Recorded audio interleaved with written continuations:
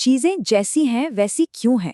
कभी सोचा है क्या हो अगर असली वजह हमारी नजरों से छिपी हो?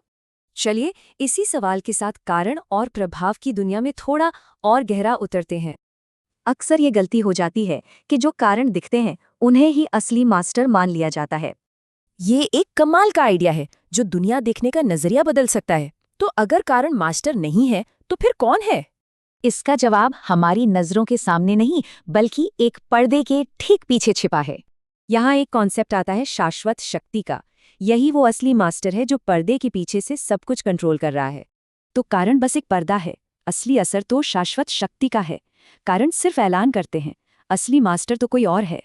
जैसे एक महान राजा अपनी शान बनाए रखने के लिए पर्दा इस्तेमाल करता है, वैसे ही ये शक्ति भी कारणों का इस्तेमाल करती है। इसे और आसानी से समझने के लिए एक सरकारी दफ्तर की मिसाल लेते हैं। ठीक इसी तरह कारण भी सिर्फ ऊपर से आने वाले हुक्म हम तक पहुंचाते हैं। असली ताकत तो उस अधिकारी के पास है। पर यहाँ एक दिलचस्प मोड़ है, यह डिवाइन सिस्टम इंसानी सरकारों जैसा बिल्कुल नहीं है।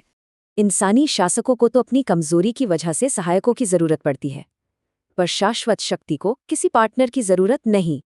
तो ये सवाल उठता है, अगर कारणों के पास कोई असली शक्ति नहीं है तो फिर ये है ही क्यों? इस डिजाइन के पीछे दो बहुत गहरे मकसद बताए गए हैं। तो इन कारणों के दो बड़े काम हैं।